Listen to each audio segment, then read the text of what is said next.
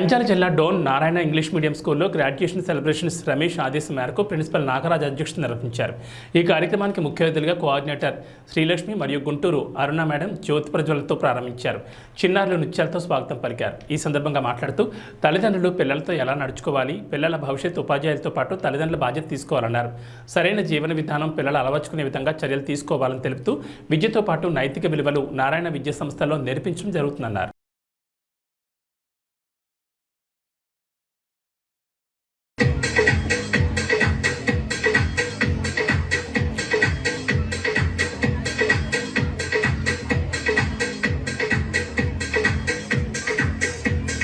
Give a big round of applause.